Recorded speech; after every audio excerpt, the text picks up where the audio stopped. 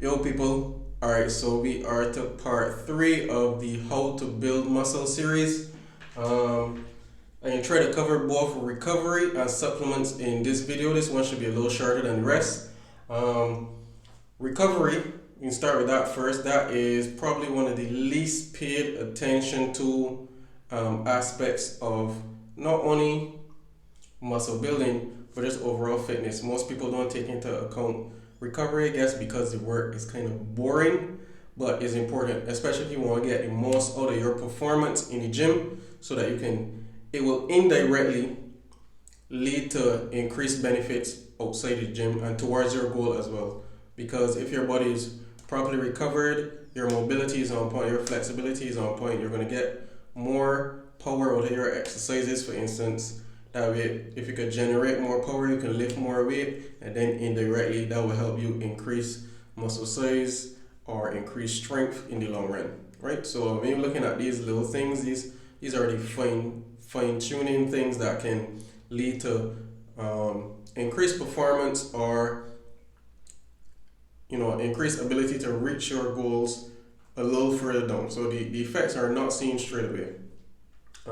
Except if you're talking about from a feeling aspect. When you manage your recovery, your body generally feels better. That's a different type of feedback that you can look into or interpret. Right? So the first thing we're going to talk about is rest. Now with the training aspect of it, we have talked about frequency and intensity and how they are inversely proportional. So if you are involved in high intensity exercise, you shouldn't be involved in too high of an intense exercise for too frequent. So high frequency, lower intensity, and vice versa, right? And that's to manage recovery. The specific reason for that is to manage recovery. If you don't manage recovery, we talked about increased incidence of injuries and burnout, lack of motivation, which it takes a while to occur. Like this can happen over the course of 3-4 months. You won't notice it in the beginning, and in some protocols it actually requires you to push the boundaries a little bit to get the body to respond and make adaptations, but it's not something you want to do for a prolonged period of time. So to me, that's something that you should do sparingly, and once you've had the relevant experience to know how far to push your body, right? So when we're talking about rest, we can break it down into microscopic points, as small as looking at the rest period between sets, for example.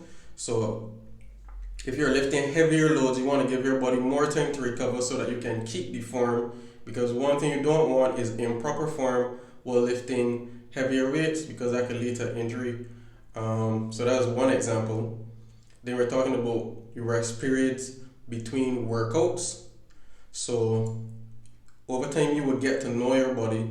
Like for me personally, going 3 days back to back with a particular weight routine, I'm not so sure is so much of a physical fatigue as a mental one. I generally don't like to exercise that many days back to back. So what I would generally do is if I work out 2 days in a row, I might switch the activity and do maybe just cardio the third day, or take the third day as a rest day, and then I could do another 2 days in a row. I find that is my preference mentally, right? So you would learn different things about yourself as you go along. Some people like weight training every single day, and if that is the case, then I would suggest you might decrease the intensity of the workouts.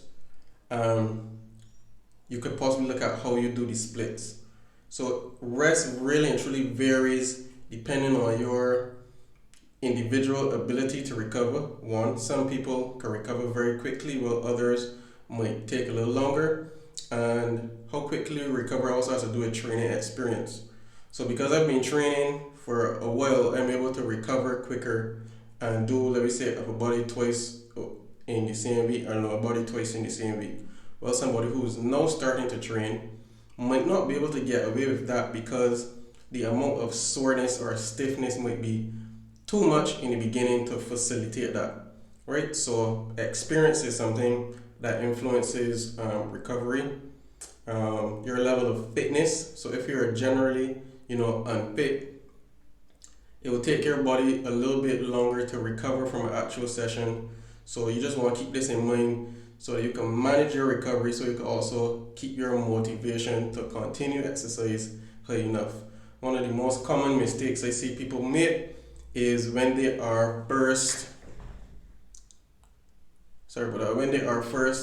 getting into the gym and getting into fitness, they tend to go all out gun ho one time from the beginning, and within the first, generally they don't last past 3 to 4 weeks. People who have never been in the gym before, and they just get this full on spark to get fit and go too hard out the gate. So what I tend to do the opposite. Start them off slow and break them into the habits and the routine of working out before I start pushing them. Right? So that's something to keep in mind if you're now starting your fitness journey. I know you're excited, I know you think that in 2 to 3 weeks you can see a massive difference. Generally that's not the case. So take your time out the gate. Work on increasing your level of fitness first, getting comfortable with the movements, ensuring you're doing things correctly before you go all out. Right? So that's rest in between sets, rest in between workouts, and then there's resting at night. Well, resting in general, sorry. So how much sleep you get at night is important.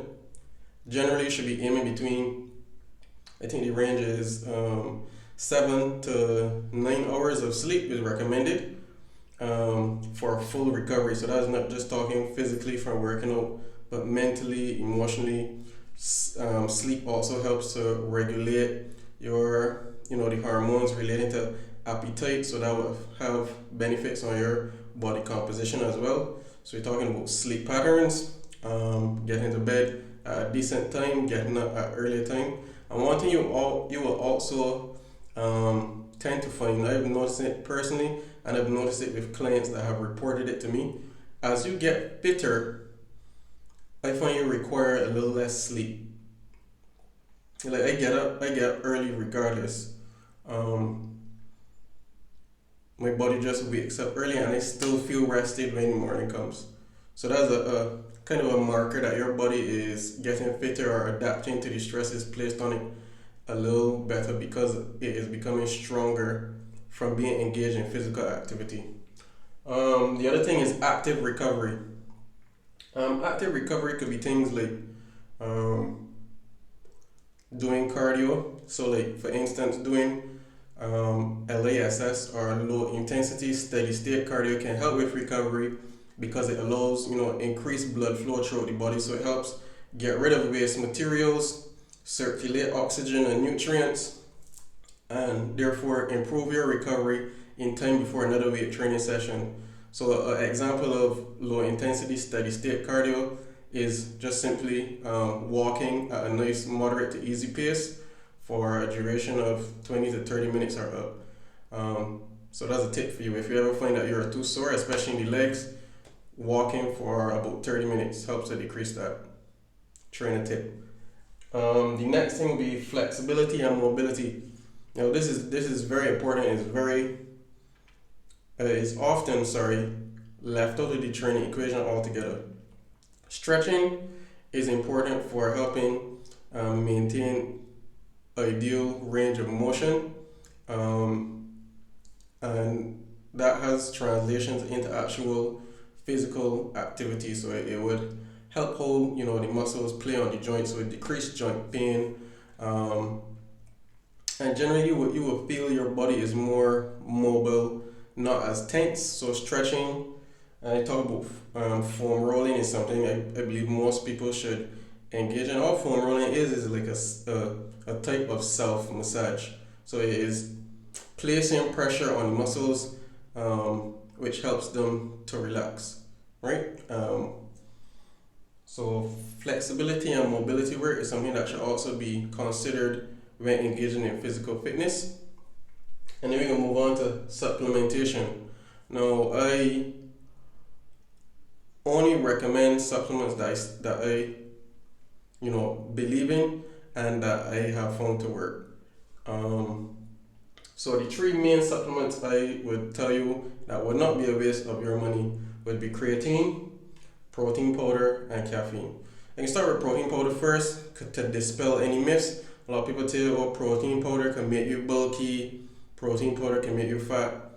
No, all protein powder is another source of protein, because protein is one of the sources that a lot of people, one of the food groups that a lot of people have a problem getting enough of. So supplementing with protein powder actually helps you to reach your protein targets. So foods like is just up there with foods like eggs, chicken, beef, fish. Protein powder is just another alternative that's easy. It doesn't really require any preparation, or it could be used as a meal replacement if you blend it up with like a banana, oats, and some peanut butter. That's a nice calorie dense shake, right?